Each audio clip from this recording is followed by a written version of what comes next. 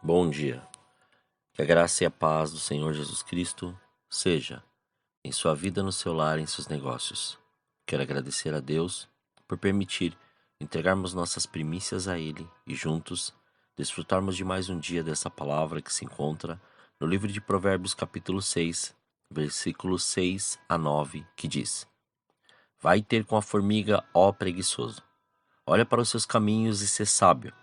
Ela não tem superior, nem oficial, nem dominador. Contudo, no verão prepara o seu pão e no tempo da colheita junta o seu mantimento. Ó preguiçoso, até quando ficarás deitado? Quando te levantarás do teu sono? As lições nesses versos são muito importantes e muito apropriadas para o que está acontecendo no mundo de hoje. Pois, assim como descrito na carta de Tiago capítulo 1, versículo 5, façamos.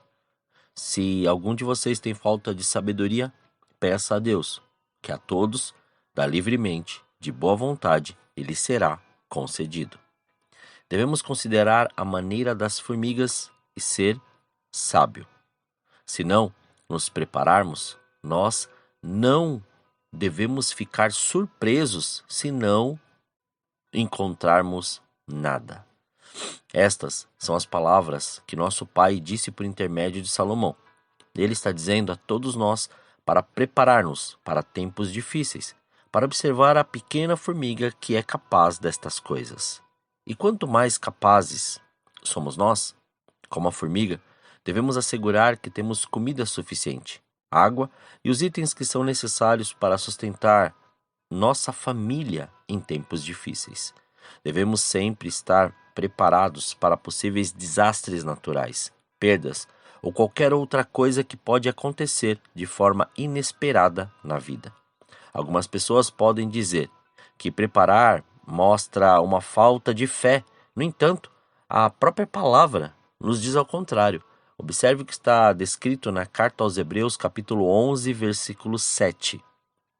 Pela fé, Noé, quando divinamente orientado acerca dos acontecimentos que ainda não podiam ser vistos, movido por santo temor, construiu uma arca a fim de salvar sua família. Por intermédio da fé, ele condenou o mundo e tornou-se herdeiro da justiça que vem da fé.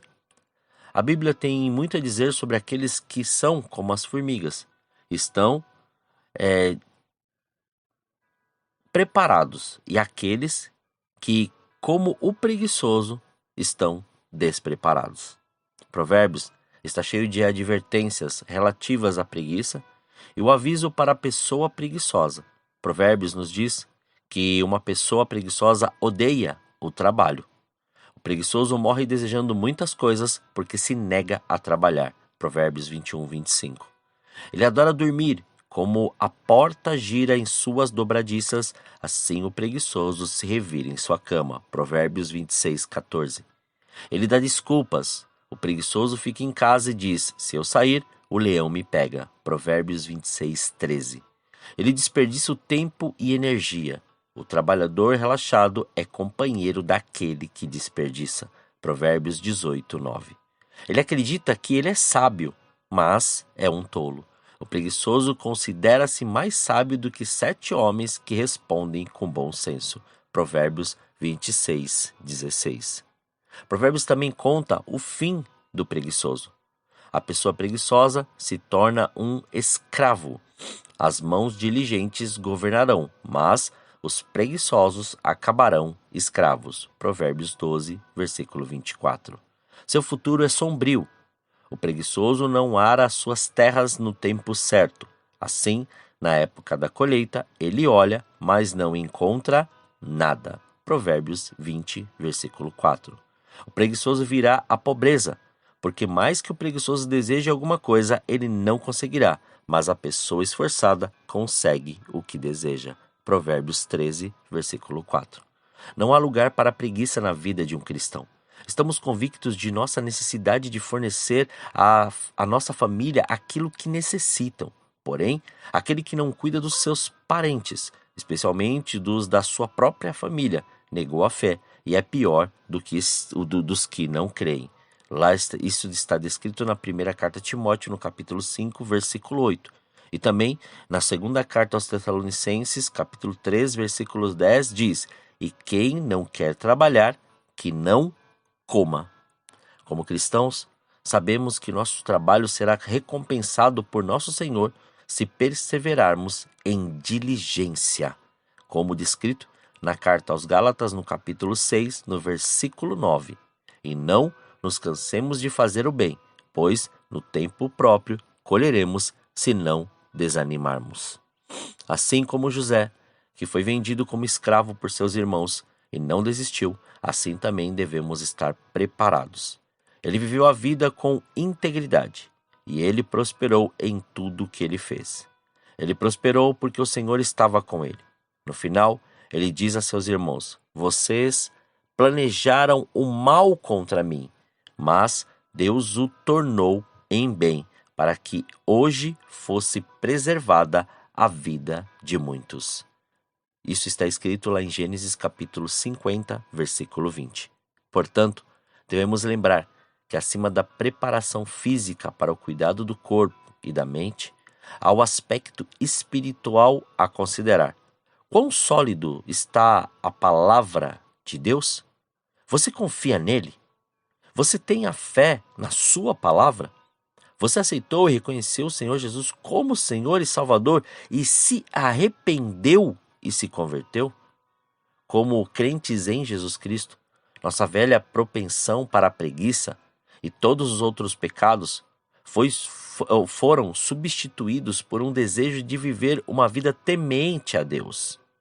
Observe aquilo que está descrito na carta aos Efésios, no capítulo 4, no versículo 28, que nos diz: O que furtava, não furte mais.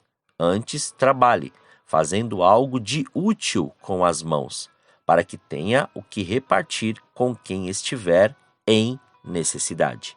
Lembre-se do que somos ensinados no livro de Provérbios, capítulo 27, versículo 12, e na primeira carta aos Coríntios, capítulo 16, versículo 13, que dizem: O prudente percebe o perigo e busca refúgio. O inexperiente segue adiante e sofre as consequências. Estejam vigilantes, mantenham-se firmes na fé, sejam homens de coragem, sejam fortes. Portanto, esteja pronto para tudo e não antecipe nada. Só observe e se mantenha no lugar da obediência, fazendo aquilo que foi chamado a fazer. Assim, Paulo orientou Timóteo em sua segunda carta, no capítulo 4, no versículo 2 a 4, e fala conosco hoje. Pregue a palavra. Esteja preparado a tempo e fora de tempo.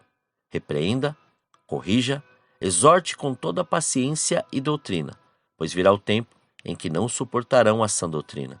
Pelo contrário, sentindo coceira nos ouvidos, segundo seus próprios desejos, juntarão mestres para si mesmos. Eles se recusarão a dar ouvidos à verdade, voltando-se para os mitos. Não deixe os princípios de Deus serem transformados pelas culturas que estão sendo apresentadas. Vigie e saiba tudo o que está fazendo e onde tem colocado seus pés, pois o Senhor te chamou para uma obra muito grande.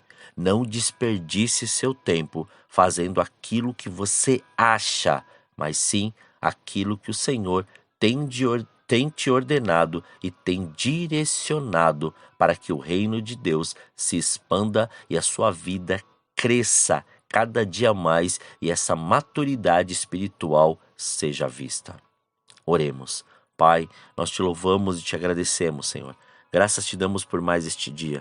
Obrigado pela sua presença, obrigado pelo seu amor. Somos gratos por tudo que o Senhor tem feito e da maneira que o Senhor tem feito. Muito obrigado, Senhor, por mais esta palavra, pois assim o Senhor tem nos ensinado a perseverar, tem nos ensinado a prosseguir, tem nos ensinado a ser sábios em tudo aquilo que formos fazer. O Senhor tem nos mostrado que, independente da situação, do problema, da circunstância, da dificuldade, ou até mesmo da tempestade, do deserto, do vale, de tudo aquilo que estamos vivendo ou até podemos viver, o Senhor tem nos mostrado que temos que ser diligentes. que temos que ser atentos e vigilantes em tudo o que formos fazer. Possa ser em palavras, possa ser em atitudes, possa ser em ações, possa ser, Pai, em qualquer coisa que fizermos. O Senhor fala para nós nos mantermos atentos, alertas, pois, Pai, o inimigo, ele está ao redor, querendo, Senhor, querendo somente uma brecha para poder nos iludir e fazer com que saiamos, Pai, daquilo que o Senhor nos colocou, saiamos do caminho, saiamos do seu propósito, saiamos, ó Pai, de tudo que o Senhor tem nos colocado a fazer. Então, Pai, livra-nos do mal. Livra-nos de todo tipo, Senhor querido, de tentação. Que o seu reino venha, Senhor, e que a sua glória seja manifesta, a ponto, Senhor, de não deixar com que nada disso, Senhor, nos iluda, mas antes, Pai, sejamos, ó Senhor, sóbrios o suficiente para poder, Senhor, contemplar e manifestar a sua graça e a sua glória em todas as nossas ações e atitudes, Pai. Que não falte o pão na mesa do teu filho, Senhor. Que a sua presença, Senhor, seja real em nossas vidas.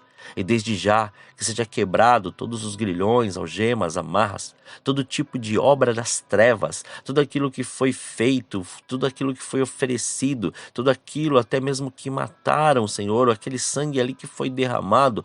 Pai, que seja agora desfeito, destruído, despedaçado toda a obra das trevas, possa ser de macumbaria, de feitiçaria, possa ser, Senhor, de satanismo, possa ser de voodoo, possa ser o que for, Pai, está sendo destruído e desfeito agora, em nome de Jesus, para que a sua presença, Senhor, seja viva e a sua presença seja real na vida, Senhor querido, de cada um dos teus filhos.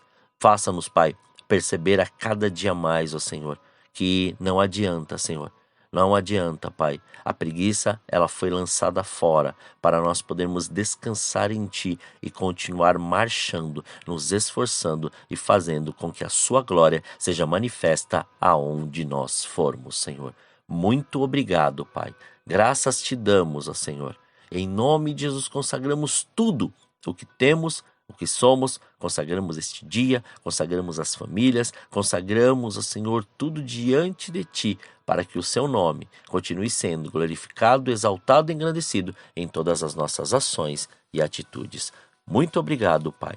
Graças te damos e assim oramos, em nome de Jesus. Amém. Que você tenha um dia abençoado na presença do Senhor. E quem vos fala é o pastor Leandro Araújo, da Igreja Apostólica Caminho de São Paulo, capital. Deus te abençoe grandemente.